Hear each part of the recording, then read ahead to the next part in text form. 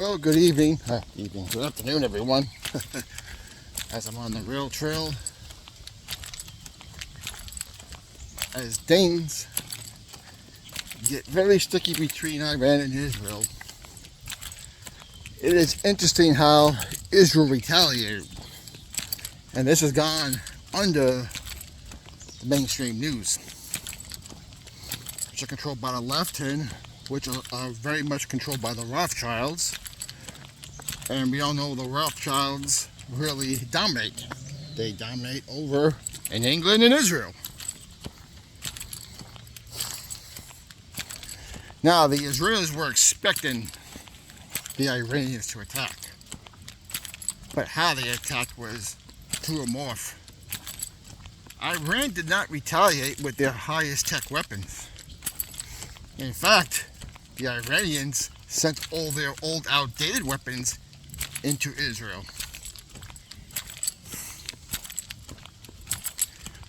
Which is a pretty clever tactic if you think about it, because listen, we all know the Israelis are strong. We all know they're very well prepared because they have to be. But Israel, as good as they are,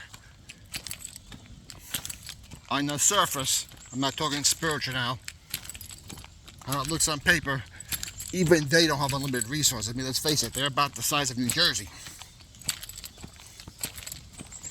And by sending in your old technology and forcing the Israelis to use their new technology to stop them, how much more do they have left to defend the stuff that does come in?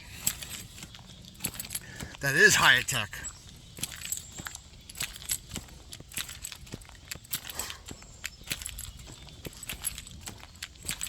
And what happens if that new tech does get in? Is the United States forced to get involved? Because Trump does not want to get involved. Because I've been saying for years, especially on my old channel, the U.S. has a treaty to defend Israel. The Russians have a treaty with Iran to defend Iran. So if the U.S. gets involved in this war, who else is getting involved? The Russians. That puts a nuclear Russia and a nuclear U.S. head-to-head. And we don't want that.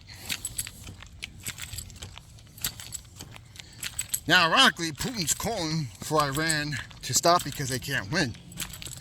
Which is great. I wish Putin would stop his attack on Ukraine because they already have won.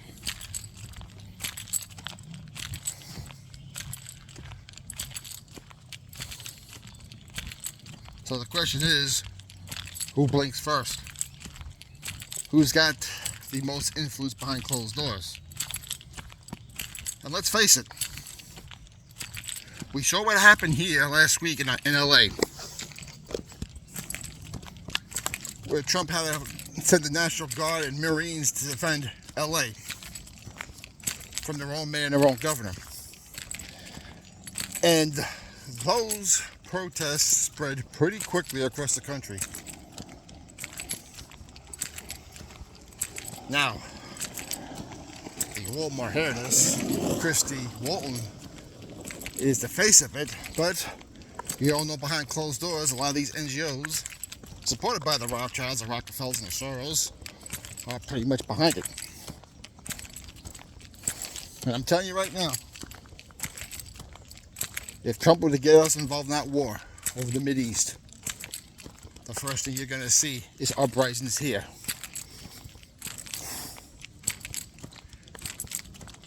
You would see the protests and the riots start up right away here. And a lot of these blue seas, it's been clear, they're not going to defend their people. And if Trump has to send all the resources over to the Mideast, there's nothing here to defend us at home. And that's a problem. And if that becomes a problem, well, you know what? A lot of people who own firearms, who are watching their state police, city police, and local police stand down because of these governors, are going to be forced to take action. And you may have a civil war. And I'm telling you right now, that's when you would see these blue state governors and blue state mayors get involved. She would have the police go attack them. And that's going to be a big problem. I've been saying, Trump, this is going to define Trump's presidency. He's a master chess player. But I've been saying for years on this channel, my old channel, there is a too early timeline and there's a too late timeline. And we're getting close to that too late timeline.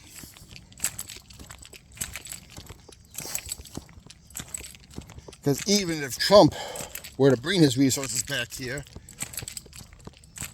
now you're going to have a war between governors and the president on which side they should take. Now at the end, because we have a lot of good people in the military, eventually they're going to take the oath of the President of the United States. Which may lead to the arrest of a lot of these mayors and governors. But the one thing we cannot have is patriots being forced to go on a counteroffensive. The defensive and counteroffensive. Because that's just going to make things real messy here. Listen, Israel wanted to retaliate, that's fine. And I got news for you. I don't think we belong over there. Now, is it because my attitude screw Israel? No, not at all. Biblically, it's not it.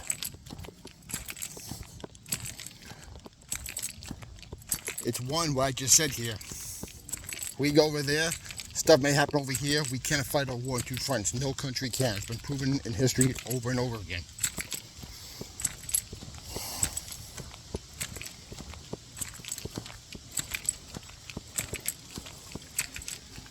But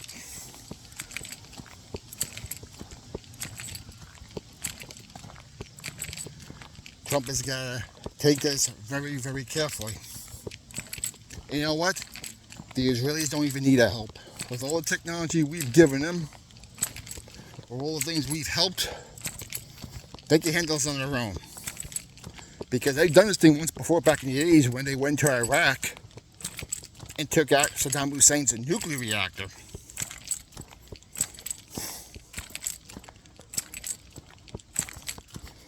And the stuff they have now is way more technology available.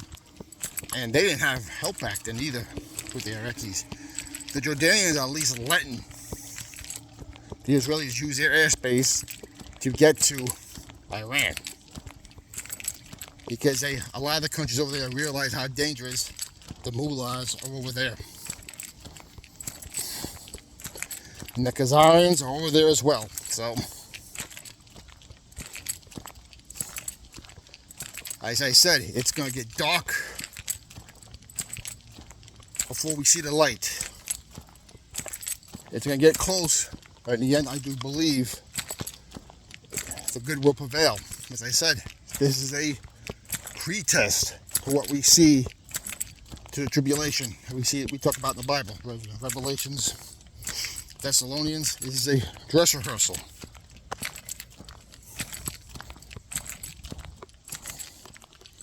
So, you need to pray for your country. You need to pray for your president. You need to pray for all the righteous people around him. You need to pray for all your governors, your mayors, your county sheriffs, and your police chiefs, your DAs. Because everything's getting exposed now. It has to come to a head, and it had to be like this if we're going to defeat evil. All right, folks. God bless you all. We'll talk to you later.